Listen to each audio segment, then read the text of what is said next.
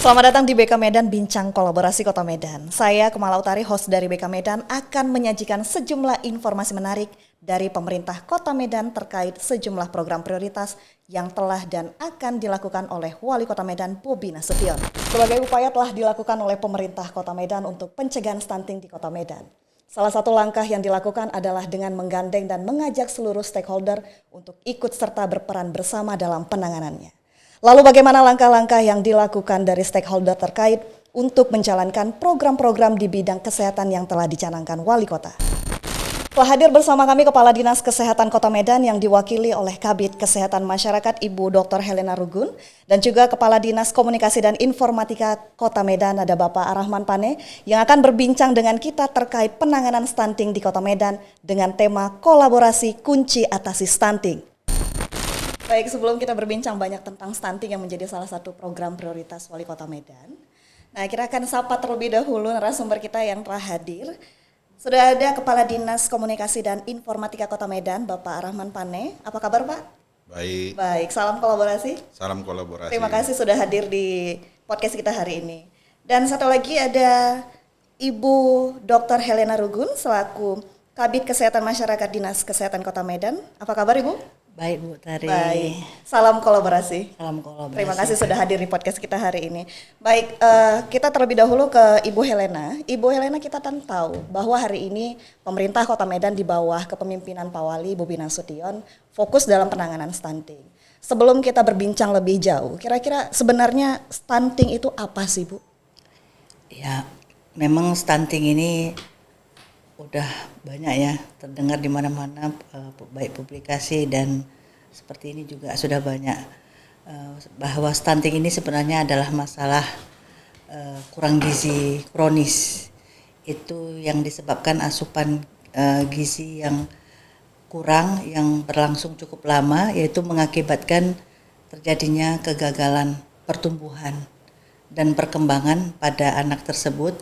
Itu ditandai dengan panjang badan ataupun tinggi badannya yang tidak sesuai dengan umurnya.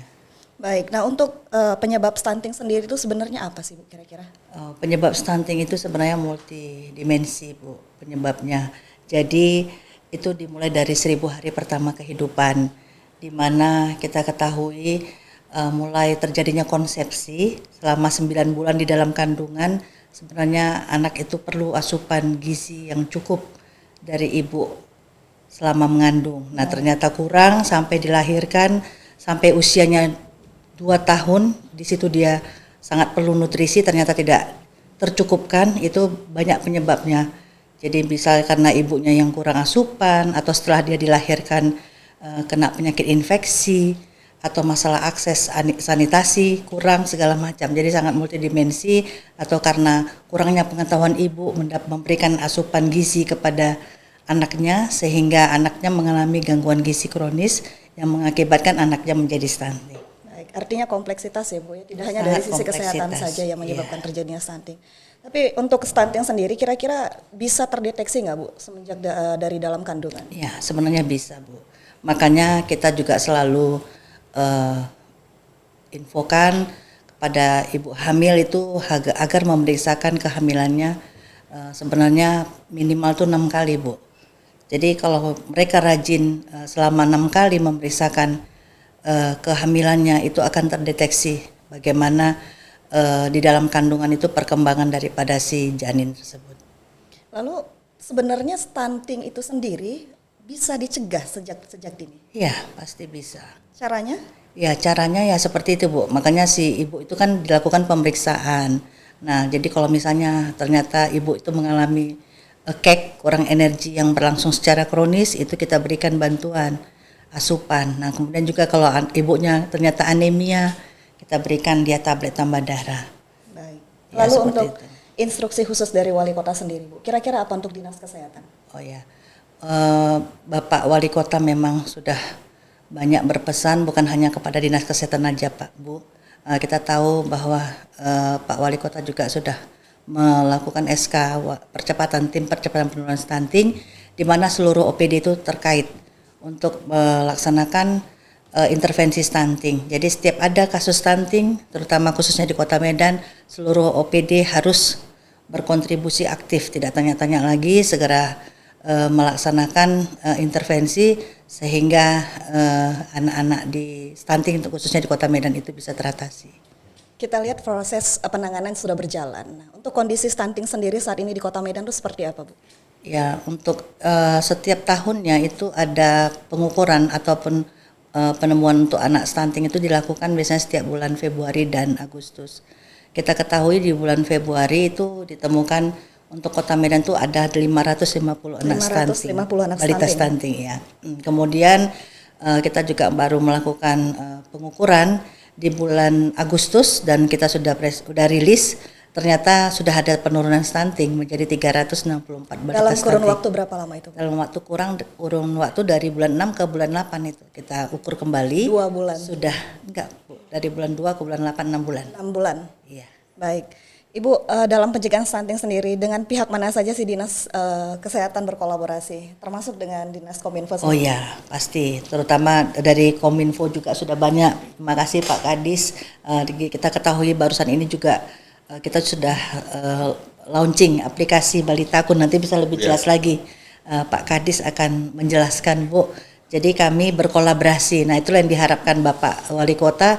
Kolaborasi Medan Berkahnya itu benar-benar diaplikasikan. Jadi termasuk seperti ini dari Kominfo juga, Bu, bergerak untuk bagaimana mensupport, berkontribusi aktif untuk menurunkan stunting dengan membuat aplikasi Balitaku. Nanti bisa lebih banyak dijelaskan langsung sama Pak Kadis. Baik, kalau seperti yang sudah disampaikan oleh Bu Helena tadi, Pak Kadis, kolaborasi dengan Dinas Kesehatan, ya. Artinya penanganan stunting juga Dinas Komunikasi dan Informasi berperan di situ.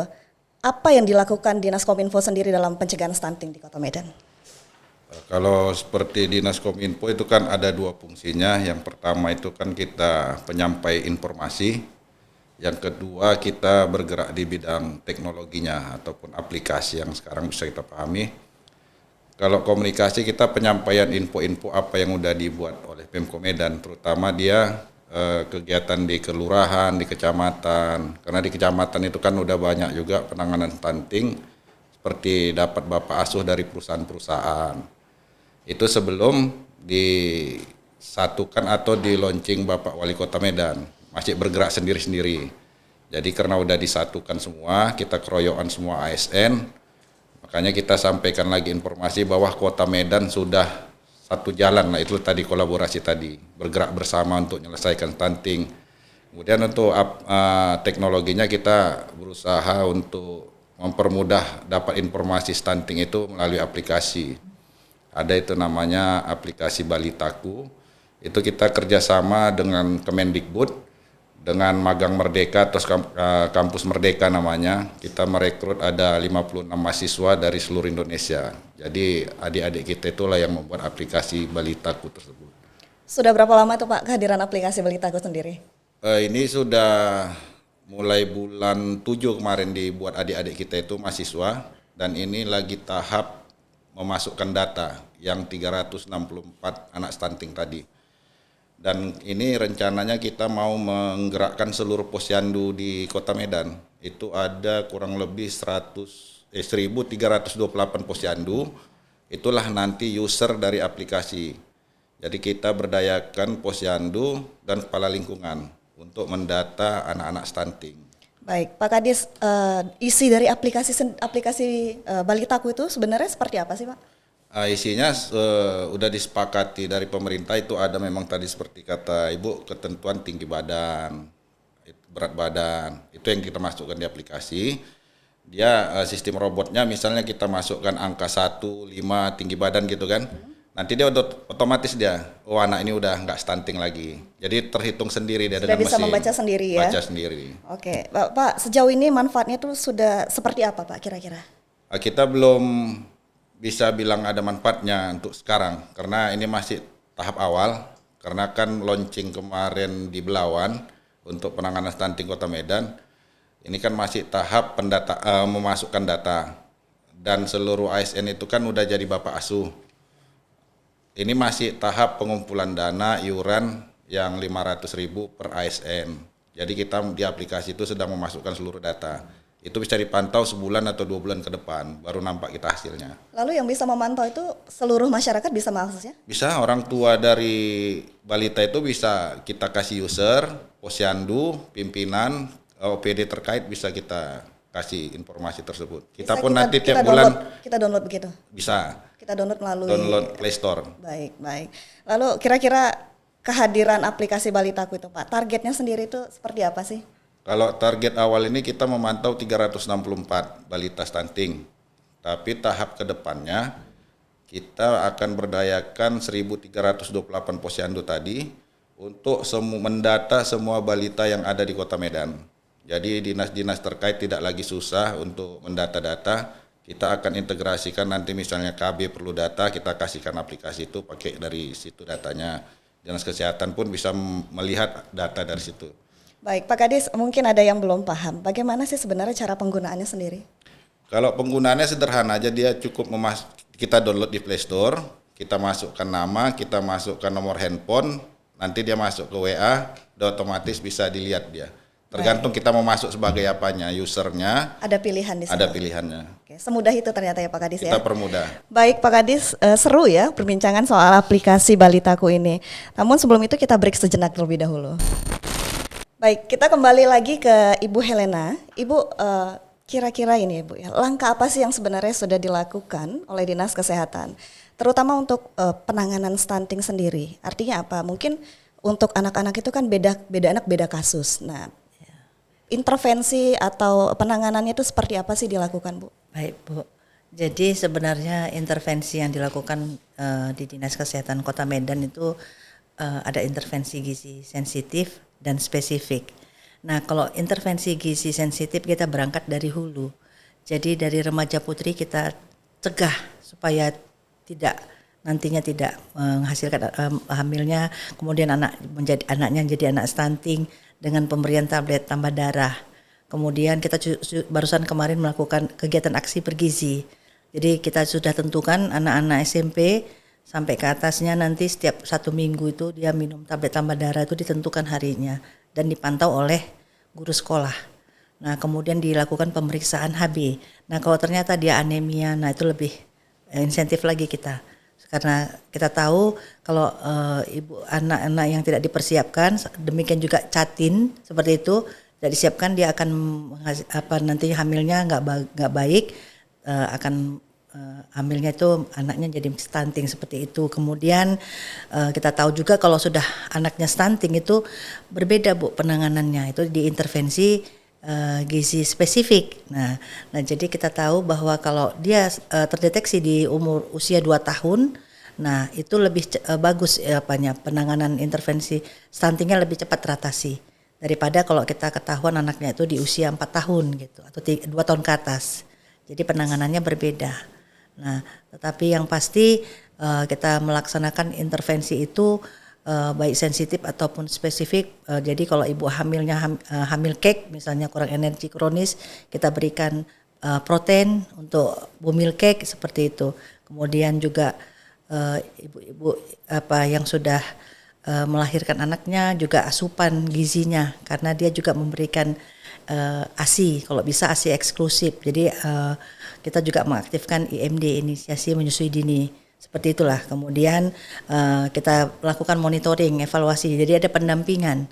Jadi pendampingan itu kalau untuk kita melalui puskesmas Bu, melalui kader-kader posyandu, ya tim pendamping keluarga. Nah sementara dari Dinas P2KB juga untuk intervensi gizi sensitifnya mereka juga punya kader yang namanya tim pendamping keluarga, seperti itu Bu. Baik, Ibu dalam menjalankan upaya penanganan, kendala apa sih yang dijumpai sebenarnya Bu?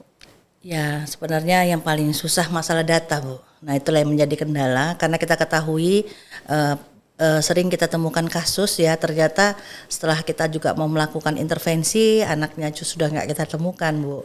Kadang-kadang dia mungkin dari daerah lain atau sebaliknya dia mungkin pindah tempat lain. Jadi itu juga kami makanya berkolaborasi contohnya dengan Disduk Capil, bagaimana mengatasi untuk anak-anak keluarga yang tidak mempunyai kakak, seperti itu. Sejauh ini sudah terbilang valid data yang kita miliki? Mudah-mudahan kita terus berkolaborasi dan Disduk Capil juga sudah punya inovasi.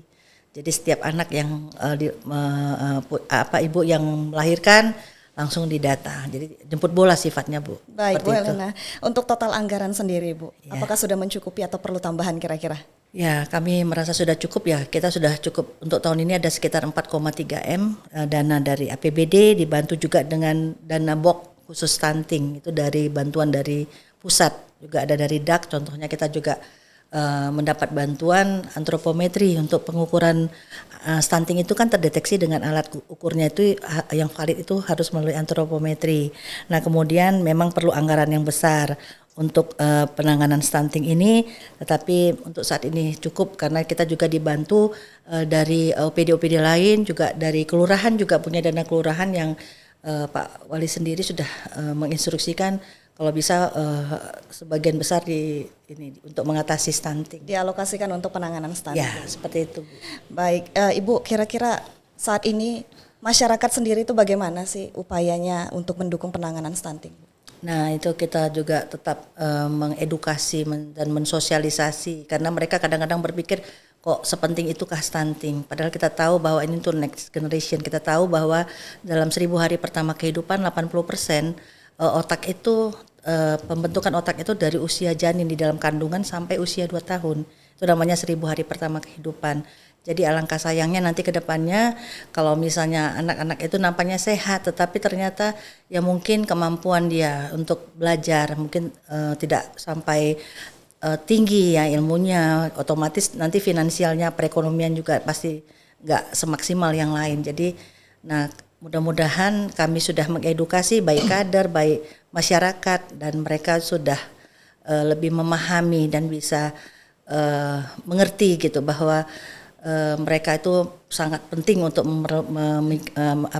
kecukupan untuk nutrisi anaknya. Respon Itu. masyarakat positif ya Positif, untuk penanganan mudah-mudahan. upaya penanganan gitu ya. Baik Ibu Helena, sebelum kita lanjut lagi, kita akan beralih dulu ke Pak Rahman ini selaku Kepala Dinas Komunikasi dan Informasi. Pak, selain pembuatan aplikasi Belitaku, apa saja yang akan dilakukan Dinas Kominfo dalam upaya penanganan stunting? Mungkin ada saja sosialisasi ke masyarakat, mungkin seperti itu? Seperti yang pertama tadi saya bilang, kita kan buat informasi itu mungkin melalui berita-berita ataupun kita sosialisasi. Ini lagi tahap sosialisasi di Posyandu untuk pemanfaatan aplikasinya. Tapi di aplikasi itu kita buat juga untuk seperti iklan dia, ada himbauan-himbauan tentang stunting, apa yang harus dilaksanakan ataupun tempat pengaduannya. Itu kita buat di aplikasi ada juga. Jadi segala informasi kita sampaikan tentang stunting ini ke masyarakat. Sejauh ini bagaimana respon masyarakat, Pak? Untuk saat ini Posyandu yang kemarin kita latih, alhamdulillah mereka merasa terbantu karena ada kendala juga, memang kata mereka tidak semua balita itu mau didata, terutama orang tuanya kan. Alasannya kenapa itu kira-kira? Kita kan bisa lihat kalau ekonomi menengah ke atas kan tidak mau ke Posyandu. Makanya kita gunakan Posyandu. Kita gunakan Pala Lingkungan, semua balita itu bisa didata karena Kepling atau Pala Lingkungan yang dekat dengan masyarakatnya, yang bisa masuk masyarakat. Kita manfaatkanlah itu. Baik, selain kendala masyarakat menengah ke atas yang tidak ingin ke Posyandu, kendala apa lagi yang mungkin dijumpai? Yang utama, tidak semua orang tua dari anak stunting ini punya handphone Android. Jadi makanya kita fasilitasi melalui Posyandu. Kalaupun Posyandunya tidak ada, kan dia ada pimpinan juga di Kepala Lingkungan. Posyandu ini kan di bawah Kepala Lingkungan. Pasti kan setiap Kepala Lingkungan itu punya handphone Android. Melalui handphone itulah nanti membantu orang tua anak-anak stunting yang tidak punya handphone itu dibantu memasukkan ke aplikasi lah. Artinya difasilitasi melalui Kepala aparatur wilayah Lingkungan ataupun Posyandu. Iya. Sudah efektif Kak jalan? Sudah ada data masuk. Hampir 364 itu hampir semua masuk datanya. Sudah hampir semua masuk ya, Semua sudah masuk. terdata ya. Baik Pak Kadis, ditahan dulu ya yang lain jawabannya. Kita beralih dulu ke Ibu Helena ini Pak Kadis ya. Ibu, salah satu langkah yang diambil Pak Wali Kota untuk mencegah stunting sendiri adalah melalui program Bapak Asuh. Kita tahu baru-baru ini beliau dinobatkan sebagai Bapak Asuh Kota Medan oleh Duta Bapak Asuh Nasional Pak Kasat ya Ibu ya. Nah, seberapa efektif program Bapak Asuh untuk pencegahan stunting di Kota Medan Bu Helena? Kita tahu memang program Bapak Asuh ini memang baru diluncurkan dan ini memang dikendalikan oleh Dinas P2KB Nah, tetapi kami tentu saja sangat senang, sangat support karena kita tahu ini programnya sangat bagus di mana kami juga untuk Dinas Kesehatan punya strategi Pondok Gizi Cegah Stunting namanya, di mana kita tahu bahwa di Pondok Gizi Cegah Stunting ini anak-anak yang ternyata stunting atau gangguan gizi itu diintervensi selama 12 hari dan dipantau setiap 3 bulan, dievaluasi baik petugas gizi maupun dokter pakarnya. Dan nanti kami harapkan Bapak Asuh ini kan berkontribusi ya Pak Kadis, di mana memberikan bantuan iuran 500.000 dan itu boleh diakses sama siapa saja untuk pengawasannya, di mana kita tahu nanti dialokasikan untuk anak-anak tersebut dalam bentuk makanan. Dalam bentuk makanan tentu saja di dapur dahsyatnya yang saya tahu dan namanya dapur dahsyat oleh P2KB. Dapur dahsyat, namanya dapur dahsyat. Ya, dan tentu saja berkolaborasi dengan Pondok Gizi Cegah Stunting Dinas Kesehatan Kota Medan. Jadi tentu saja dengan harapan Bapak Asuh ini kalau nanti sudah aktif, dananya cair ya, kemudian dialokasikan ke anak-anak tersebut dibantu oleh kader-kadernya Bu.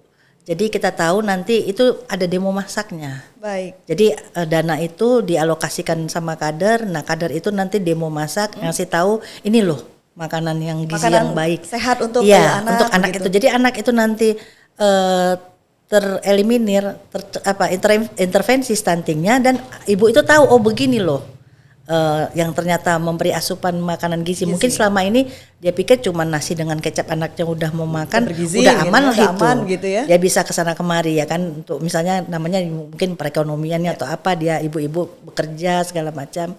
Jadi menyerahkan kepada tetangga atau pengasuh yang ternyata kurang ini nutrisi anaknya seperti itu. Jadi mudah-mudahan dengan adanya stimulan seperti itu, kedepannya nanti dia akan atur sendiri gitu nutrisi untuk anaknya bagaimana sih yang baik. Jadi mudah-mudahan stunting itu nggak ada lagi lah gitu untuk di Kota Medan khususnya. Baik, untuk realisasinya sendiri Bu sudah berjalan berapa lama? Kalau sendiri sebenarnya untuk Dinas Kesehatan Kota Medan kan kita punya Pondok Gizi Cegah Stunting. Itu sudah selama ini puskesmas ya. Puskesmas berkolaborasi dengan kelurahan dan kecamatan. Mereka mencari Bapak Asuh sendiri selama ini dan kami lihat sudah lumayan bagus untuk makanya kita udah lihat ada penurunan daripada dengan terbukti 364 ya, benar. Angka stunting. Tetapi ini benar-benar wali kota lebih concern lagi ya Pak Kadis ya. Jadi 364 ini punya Bapak Asuh lagi untuk khusus persatu. Jadi by name by address itu dia punya satu Bapak Asuh. Satu anak, satu Bapak Asuh. Ya, Pak Kadis sendiri punya. Jadi lebih konsen untuk menanganinya begitu ya Ibu ya? Ya, siap. Baik, Ibu, Dinas Kesehatan sendiri kira-kira punya strategi lain nggak dalam penanganan stunting ini? Nah, kita strateginya di situ Bu. Jadi di Pondok Gizi Cegah Stunting itu kalau udah ada anak yang gangguan gizinya kurang atau gangguan gizinya buruk itu dicegah jangan sampai stunting. Tapi kalau kita temukan sudah stunting, nah kita atasi sampai berbulan-bulan, 3 bulan, lanjut lagi per 3 bulan gitu sampai selesai. Tapi yang pasti kalau Dinkes Kota Medan itu pasti lebih bergerak lagi ke hulunya tadi yang saya sampaikan. Jadi kami memang bergerak diberi pemberian PMT ASI ya untuk balita, kemudian PMT untuk ibu hamil segala macam, baru pemberian tablet tambah darah dan gitu. Kemudian banyak kegiatan lah yang dilakukan oleh yang di mana ujung tombaknya adalah puskesmas. Puskesmas. Ya, seperti itu. Sudah sejauh dan seperhatian itu pemerintah terhadap masyarakat. Ya, begitu ya Ibu itu. ya. Baik Ibu Helena, kita beralih lagi nih ke Pak Arahman ini terkait dengan program Bapak Asuh. Jadi Pak Wali juga menunjuk seluruh pimpinan OPD sebagai Bapak Asuh begitu ya Pak Kadis ya. Nah sebenarnya fungsi dari Bapak Asuh tersebut itu seperti apa sih Pak? Fungsinya sebenarnya intinya untuk membantu warga kita, warga Kota Medan. Tapi ada yang uniknya kemarin pas rapat untuk launching atau peresmian Bapak Asuh ini, Pak Wali minta kepada Dinas KB bahwa seluruh Bapak Asuh wajib duduk bersama dengan anak asuhnya. Berdampingan dengan anak asuhnya. Itulah program Pak Wali. Kenapa? Karena biar Bapak asuhnya tahu siapa anak asuhnya. Jangan nanti ngasih uang 500.000, siapa yang dikasihnya nih? Pak Kadis udah kenal sama anak asuhnya? Udah kenal. Okay. Udah duduk sama, udah kita gendong juga. Baik. Udah diminta nomor telepon Pak Kadis nih berarti dengan Ibu sang bayi. Sudah. Jadi saling koordinasi karena suami dan istri, saya dan istri itu wajib hadir juga pas hari H. Jadi Baik. berdampingan. Lalu keterlibatan Bapak Asuh dalam penanganan stunting, selain menyisihkan 500.000, terus apa lagi Pak yang dilakukan?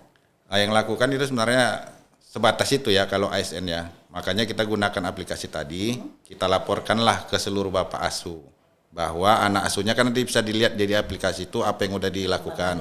Misalnya tadi gizi yang dikasih di tabel aplikasi itu ada bahwa anak itu sudah diberi makan tambahan misalnya sehari 3 kali dengan gizi A, B, C. Nah, dari aplikasi itulah Bapak Asuhnya bisa memantau. Tapi kalau saya tidak salah nih, kemarin Pak Wali sempat bilang akan di-report laporannya selama 6 bulan. Artinya ya orang tua yang akan mereport ke Bapak Asuh atau sebaliknya?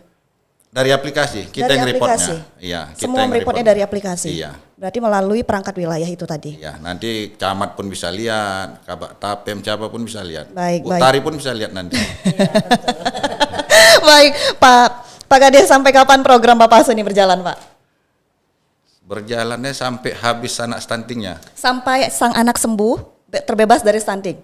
Pokoknya Sampai habis kalau stunting di Kota Medan? Sampai habis stunting di dunia lah mungkin ini.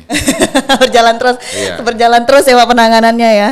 Baik, Bu Helena, Pak Kadis, kita beralih lagi nih ke Bu Helena. Ibu, apa harapan Ibu dalam penanganan stunting ini sekaligus closing statement Ibu? Oke, harapan kami ya bahwa stunting ini bukan hanya milik OPD saja sebenarnya, bukan milik pemerintah. Ketika ada anak stunting ini memang perhatian untuk semuanya, masyarakat juga, supaya kita sama-sama berkolaborasinya itu berkolaborasi dan berkah, di mana kita semua berkontribusi aktif lah. Baik, ini saya juga tahu bahwa ada banyak LSM yang ikut membantu CSR dengan dana CSR-nya, kemudian OPD juga sudah terkait, dan ya masyarakat kami harapkan juga kalau menemukan anak stunting bisa sama-sama kita atasi, kalau bisa dicegah, seperti itulah. Itulah harapan kami di tahun 2024 kita bisa zero stunting untuk Kota Medan.